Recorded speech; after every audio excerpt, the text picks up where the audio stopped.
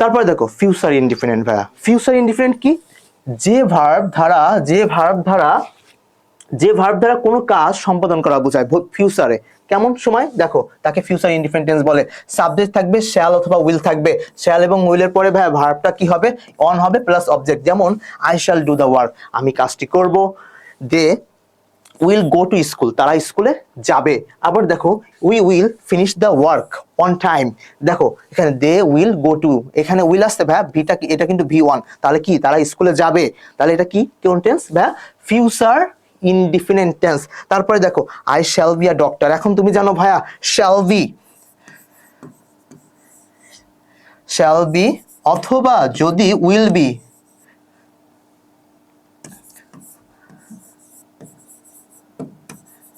Shall be will be থাকলে ভাইয়া তুমি জানো যে ফিউচার কন্টিনিউয়াস টেন্স হয়। কিন্তু ভাইয়া এখানে শ্যাল বি উইল বির সাথে যদি আইএনজি থাকতো, শ্যাল বি উইল বির পরে যদি আইএনজি থাকতো, ভার্বের সাথে আইএনজি থাকতো ভাইয়া, আইএনজি নাই, আইএনজি যদি থাকতো তাহলে একমাত্র ফিউচার কন্টিনিউয়াস হতো, আইএনজি নাই, এর জন্য এটা হবে future indefinite. Future indefinite, shall be will be থাকা সত্ত্বেও যদি আদার্স কোনো ওয়ার্ড থাকে তাহলে ফিউচার ইনডিফিনিট টেন্স হয়। আর যদি future shall be will be থাকবে এবং আইএনজি থাকবে ভার্বের সাথে তাহলে হবে ফিউচার কন্টিনিউয়াস টেন্স। তেমনি ভাবে we will have, he will have a nice mobile phone, ভাইয়া উইল হ্যাভ দেখে আবার বসিয়ে দিও না যে এটা ভাইয়া ফিউচার পারফেক্ট টেন্স। দেখো উইল হ্যাভ অথবা দেখো উইল হ্যাভ এর পরে কি হবে, ভার্বটা থ্রি হবে, কিন্তু এখানে কি থ্রি না, এই হ্যাভটাই হচ্ছে গিয়ে মেইন ভার্ব, কি ভাইয়া মেইন ভার্ব হিসেবে বসেছে, তাহলে এটা কোন টেন্স হবে, ফিউচার ইনডিফিনিট টেন্স ভাইয়া, ফিউচার ইনডিফিনিট টেন্স। তারপর দেখো ফিউচার কন্টিনিউয়াস টেন্স কি, ভবিষ্যতে কোনো কাজ চলছে বা ঘটছে এরূপ বোঝালে ফিউচার কন্টিনিউয়াস টেন্স বলে। কেমন দেখো, সাবজেক্ট প্লাস শ্যাল বি অথবা will be, subject plus shall be will be ভার্বের সাথে আইএনজি প্লাস অবজেক্ট।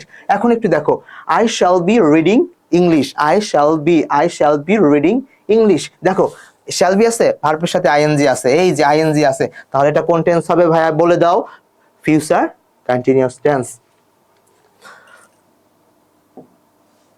তুমি একটু দেখো, আমি বলেছি কোন সেন্টেন্সে শুধু শ্যাল বি উইল বি থাকবে তা ফিউচার ইনডিফিনিট টেন্স হয়, কারণ ওই বাক্যে মেইন ভার্ব হিসেবে বি থাকে, যেটা তোমাদের কেবল মাত্রই বুঝিয়ে দিল ভাইয়া, যে শুধু হচ্ছে কি শ্যাল বি উইল বি থাকলেই যে প্রেজেন্ট কন্টিনিউয়াস হয় এমন না, মেইন ভার্ব হিসেবে যদি বি থাকে তাহলে ওটা হয়ে যাবে ফিউচার ইনডিফিনিট।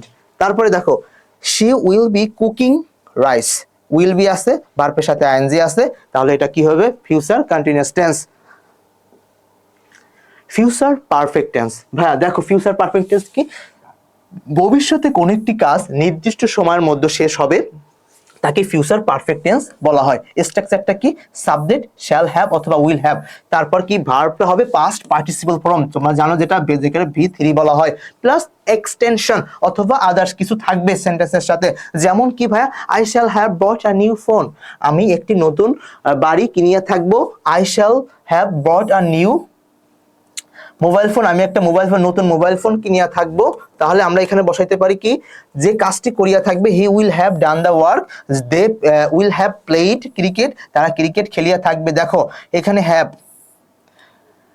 উইল হ্যাভ এর পরে কিন্তু ডান আছে যখন V3, এখানে শ্যাল হ্যাভ এর পরে কিন্তু বট, বাই থেকে কিন্তু একেবারে V3 হয়েছে বট, তারপরে দেখো উইল হ্যাভ এর পরে এখানে আছে played cricket.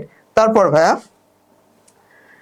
Future perfect continuous, ভবিষ্যতে কোনো একটি কাজ শুরু হয়ে কিন্তু তার পূর্ব মুহূর্ত পরে আরেকটি কাজ চলতে থাকবে এরূপ বুঝালে তাকে কি বলে ভাইয়া, ফিউচার কন্টিনিউয়াস টেন্স বলে। কিন্তু পরের যে কাজটি হবে সেটা হবে প্রেজেন্ট ইনডিফিনিট অথবা ফিউচার ইনডিফিনিট। কিভাবে বুঝবো, দেখো সাবজেক্ট থাকবে shall have been, will have বিন, আমি বলেছি সকল প্রকার কন্টিনিউয়াস টেন্সের সাথে মেইন ভার্বের সাথে আইএনজি হয়, তাহলে এটা কি ফিউচার পারফেক্ট কন্টিনিউয়াস, তাহলে কি হবে subject plus shall have been অথবা উইল হ্যাভ বিন প্লাস ভার্বের সাথে আইএনজি প্লাস কি ভাইয়া অবজেক্ট। তুমি একটু দেখো যে আমি 2 ঘন্টা যাবত বই পড়তে থাকবো, I shall have been reading books for 2 hours.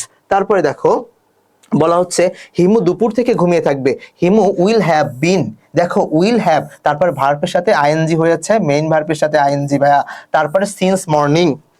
দেখো it will have been raining, it will have been raining cats and dogs, cats and dogs মানে বিড়াল এবং কুকুর না ভাই, এটা একটা ইডিয়াম, একটা ফ্রেজ, এটা মানে হচ্ছে হেভি রেইন।